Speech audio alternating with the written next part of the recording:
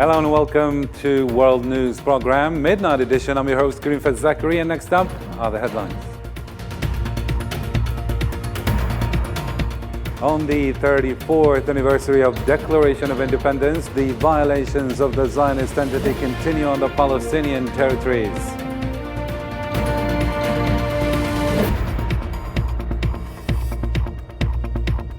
Also in our news, Joe Biden and Xi Jinping held talks on Monday ahead of the G20 summit held in Indonesia.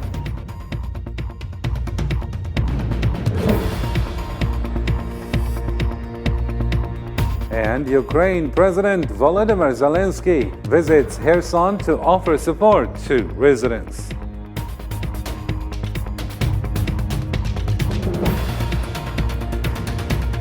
And Turkish police arrested a female suspect and accused her of entering from Syria to carry out the bombing on Kurdish orders.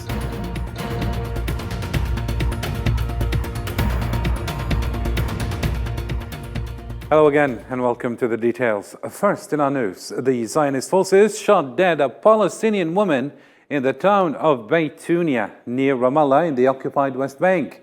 The Palestinian Health Ministry said that the 19-year-old victim was killed by a shot to the head by the Zionist forces on Monday during a raid in the city. Security sources reported that the Zionist army arrested 3 Palestinians from Baytunia. One of them was deeply injured.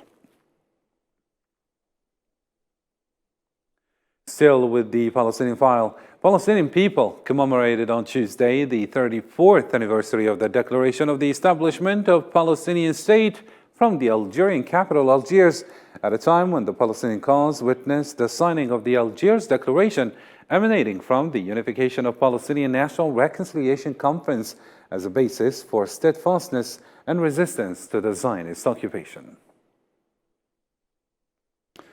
To the news that's making headlines right now, Turkish authorities said 47 others have been arrested so far in ongoing operation following Istanbul explosion, including a woman, which is seen as the main suspect of the bomb attack. Islam Said reports.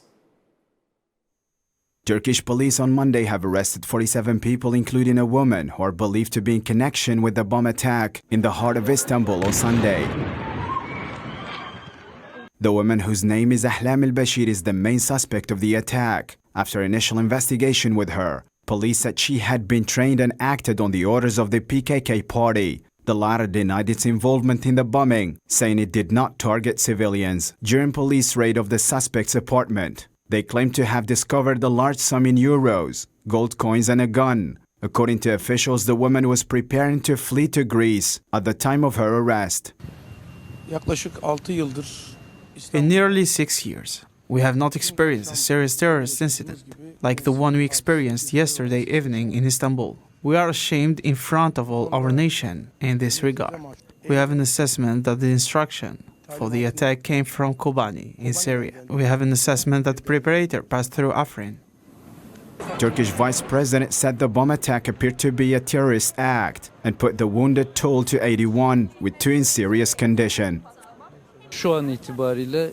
As for now, we consider it to be a terrorist act that occurred at this intersection as a result of an attacker, whom we consider to be a woman, detonating a bomb, based on the information received so far. As for now, we have lost 6 people, 4 of whom were at the scene. May God have mercy on them. Again, we send our condolences to their relatives. We have 81 people injured, 2 of them in critical condition. Funerals of victims were held in Istanbul, attended by victims' relatives and Turkish officials. A heartbreaking scene of a father hugging a coffin of his young daughter as the bodies were put in a hearse for burial, and mourners laid red flowers at the site of the explosion in honor of the deceased. My deepest condolences to our entire nation. May we all leave this moment behind. We will act in accordance with our responsibility to Istanbul and to welcome tourists, visitors and residents of our city in a safer environment than yesterday. No one should doubt that. We condemn terrorism and terrorist organizations at the highest level, as we have always done. May God save our nation. We stand shoulder to shoulder. I spoke to my dad this morning and I said to him, like, it could have happened in Paris, could have been Berlin, Barcelona. It's not a uniquely Turkish event, I don't think. The tragedy served as a terrifying reminder of fear and insecurity that chased Turkish society during the years when similar assaults were frequent. Between 2015 and 2017, the nation was the target of a wave of lethal bombings, with some carried out by Kurdish groups seeking more independence.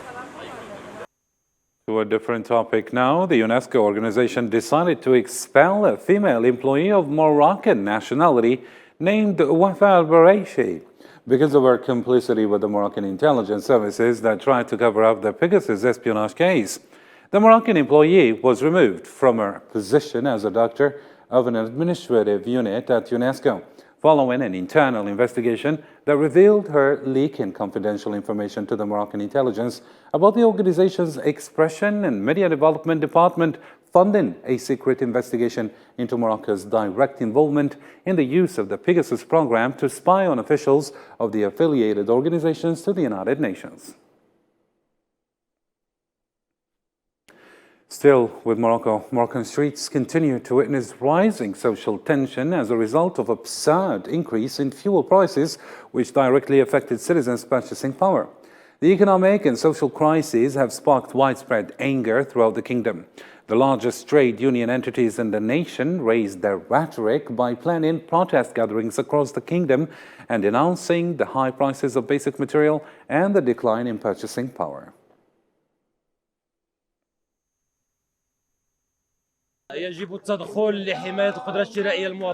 Action must be taken to protect the standard of living of Moroccans, to hold the scenario of rising prices, and for government to regain credibility, it must return to social dialogue in a responsible manner. These decisions, which were approved by the directors, are not acceptable to us. To neighboring Libya now, the head of the Libyan National Unity Government, Abdelhamid Dbeiba, has expressed his government's readiness to conduct elections in a successful way. Dbeiba, in a statement to a Tunisian radio, confirmed that his government manages all the scene in the country at all levels and also controls all municipalities, security and intelligence agencies. The head of the National Unity Government in Libya also praised the Algerian experience in the elections, stressing that his government benefited from Algeria's experience in bringing the country to stability and safety.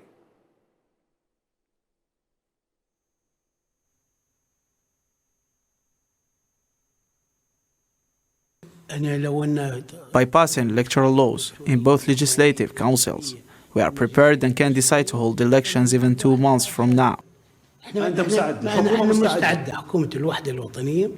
The Libyan National Unity Government, which is in charge of all Libyan communes and appreciate the support of all of them, is a major force in the country's economy and policy. Still in Africa, Chadian President Mohamed Idriss Déby Itno announced the deployment of 600 additional soldiers to Lake Chad as part of a new plan to curb the attacks of the terrorist group Boko Haram. The transitional president of Chad stated that the plan aims to strengthen the forces deployed in the region, estimated at 9,000 soldiers, in conjunction with the establishment of a special fund for the security of the region and to support economic partners affected by terrorist acts. The local authorities of central Darfur, west of the Sudan, declared a state of emergency throughout the state for a month after a gunman opened fire on mediators tasked with settling an intercommunal dispute, resulting in the death of 24 people. According to officials, the procedures aimed at containing the situation by preventing gatherings and tribal mobilization in the wake of tribal conflicts in the region.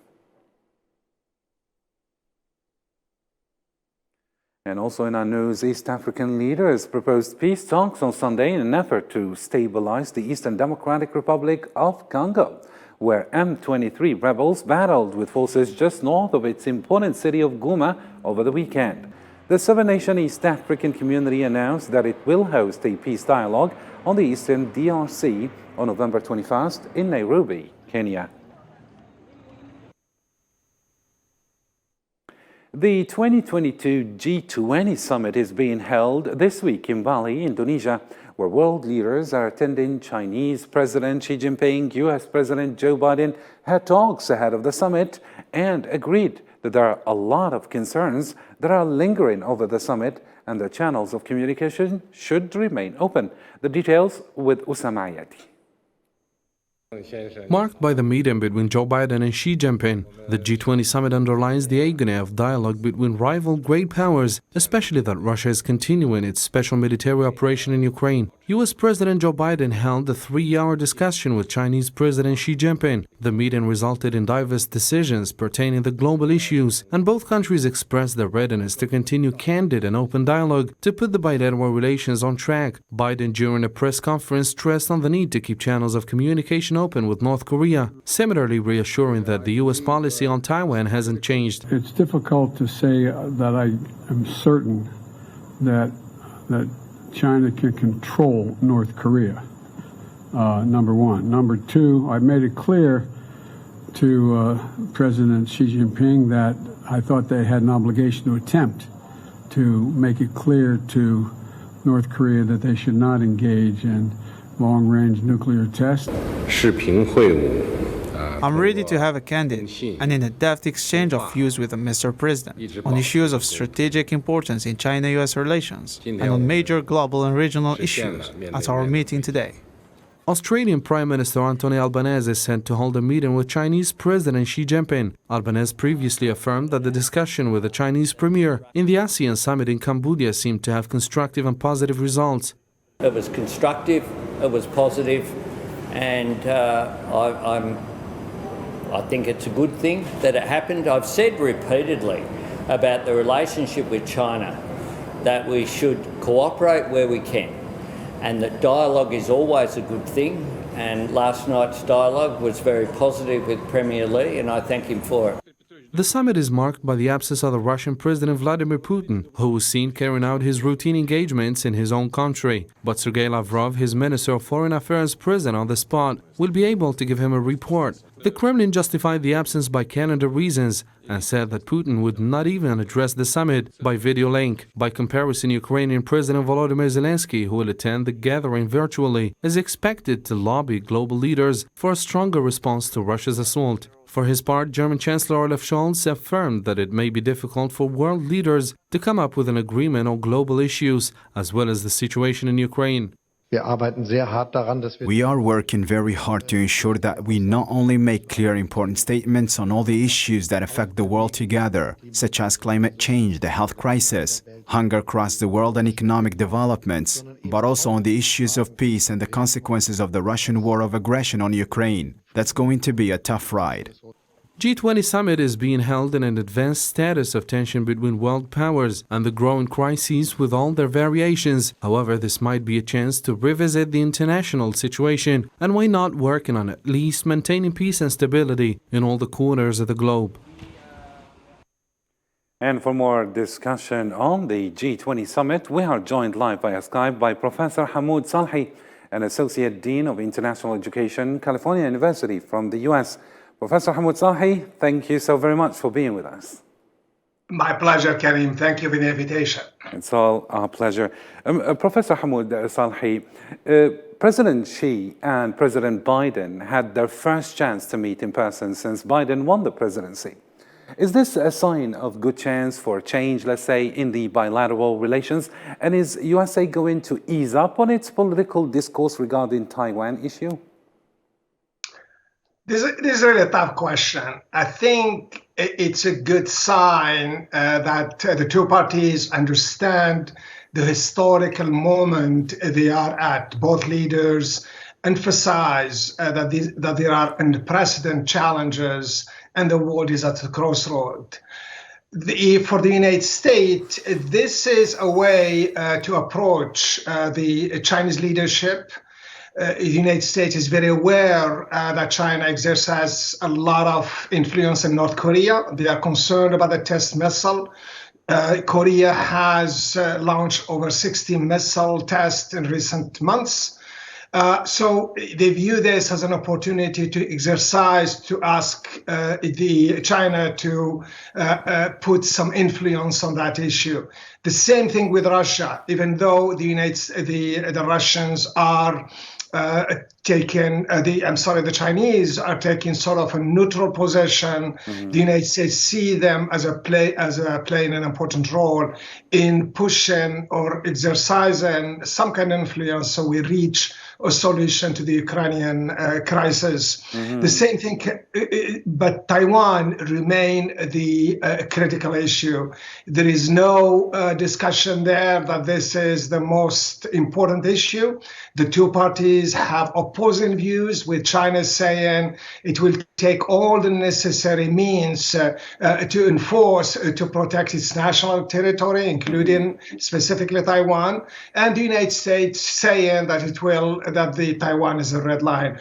In this meeting, they both agreed that issue is too difficult to tangle. Let's look out for the ones that we can address. And you mentioned in Russia, Professor Hamoud Salhi, of course, the summit is marked by the absence of Russian President Mr. Vladimir Putin, but his foreign affairs minister will be there anyhow. The reason for his absence, though, is reported to be an evasion, let's say, of criticism, especially that this is the first time the G20 summit is taking place after the outbreak of the war. What do you think the discussion will be around the war in Ukraine at this summit, Professor Hamoud Salhi? So there are two sides to the story. There's a side that they see that this is an opportunity for the Ukrainian leader, the United States, to put more pressure on the other G20 leaders to get more support for the Ukrainian, and that the end game is winning for the Ukrainian to win the battle and regain their territories.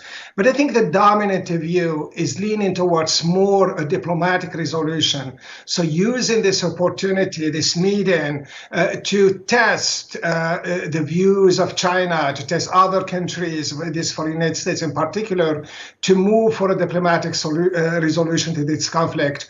We're approaching the winter, and is a winter also a very difficult test. The United States, through its defense secretary, has reached out to the Ukrainian and expressed a strong interest, or show an interest, that the diplomatic solution is viable. The same thing with other countries. So I will lean toward that position and think that's the dominant issue, the dominant discussion that we'll see at that meeting. And speaking about other issues, Professor Hamoud Salhi, what could this year's summit bring to global governance and the other pressing issues such as climate change that's severely affecting vulnerable countries? For global governance, it's very, very interesting because you have all members of the BRICS are part of the G20. Yes. The history when the G20 became influential was really in 2009, just as a response to the economic crisis that we had in 2008.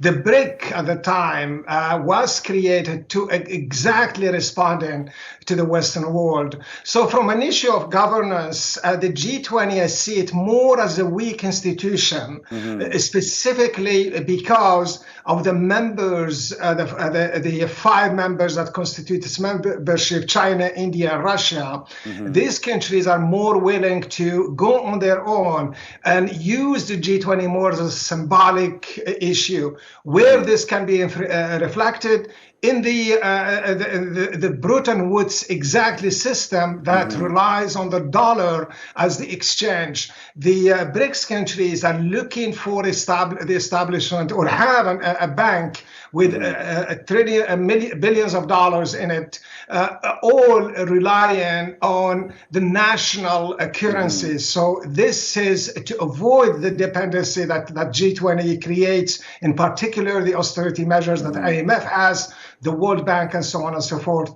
On the climate issue, the biggest culprits on this planet are some of the members of this organization. The biggest benefactors of the climate violations, and who are opposing the climate change for clean air. Those are the G20 are attending this conference. There is a lack of political will from this group to take decisive decisive decision. And I think that's the sad part of it. Very clear. Professor Hamoud Salhi, you're an Associate Dean Professor at California University. You were live with us from USA. Thank you so much. You're now, welcome. Moving on to another topic. President Volodymyr Zelensky sings the Ukrainian national anthem and rewards soldiers during his visit to the recently liberated city of Kherson. Russian forces withdrew from Kherson last week after 8 months of occupation, leaving the field open for Ukrainian soldiers to enter the city on Friday. No matter what the weather is, it's really hot, warm in my heart and in my soul. I want to thank you and your loved ones for who you are and for bringing Ukraine back to the Kherson region. We're taking steps in all the temporarily occupied territories of our country. Of course, it's a shame, but it's a long and difficult road. We're ready for peace, but peace for our whole country. We respect each country's international law and sovereignty, but now we are talking about our country. To another mass shooting incident in the U.S., 3 people have been killed and 2 others were wounded in a shooting late Sunday at the University of Virginia. The suspect, a student, Christopher Darnell Jones, opened fire on a school bus full of students returning from field trip. The suspect was in custody on Monday, hours after the shooting that unfolded at 10:30 p.m.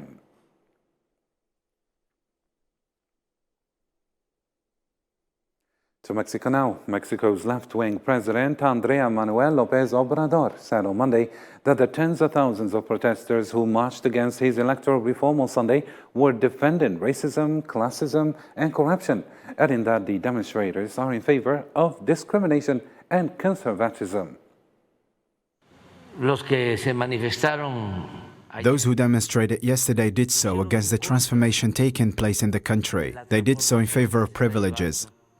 They did it in favor of corruption, racism and classism, in favor of discrimination. That's the main thing. And for more international news, let's follow this report by Sofia Kenturi. Russian Foreign Minister Sergei Lavrov on Monday dismissed new agency report that he had been taken to hospital with a heart condition, scolding Western journalists for what he caused as false reporting. I would wish for Western journalists to be more honest than they are, to write the truth more often, and not to be restricted in their reports by only one point of view. They express on all the questions where interests of the Russian Federation are somehow involved. A group of truck drivers have started an indefinite strike in Spain on Monday in protest of working conditions. The drivers are demanding changes to their security and the processes that they have to go through. We have had to come out again on the streets because the law that government has forced on us is fine for working, but is not being applied in reality. They are not putting in place the means or the inspectors necessary, nor civil guard that would veto big companies who are not paying what they should.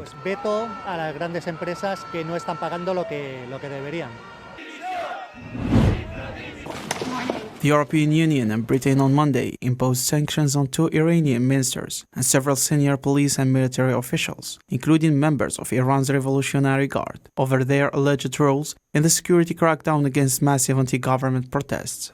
Iran and the unabated repressive reaction of the authorities to the public discontent shown by courageous demonstrators on the streets of the cities of Iran.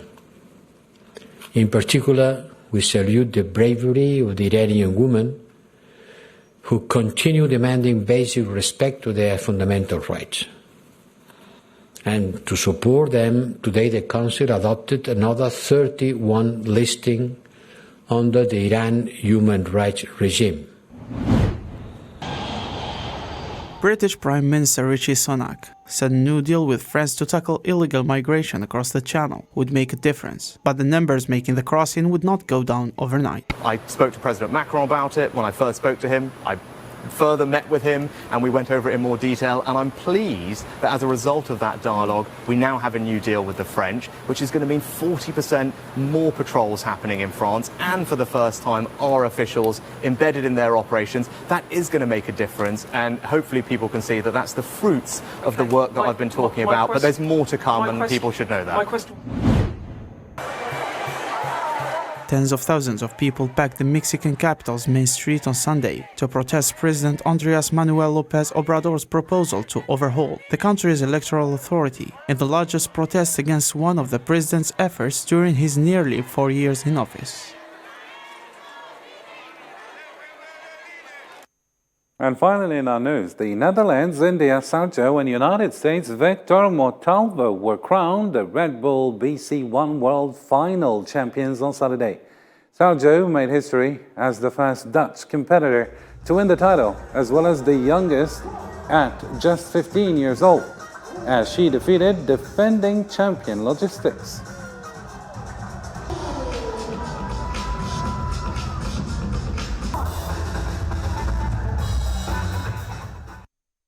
And with this, ladies and gentlemen, our news bulletin comes to a close. For more, do visit our social media platforms and our website.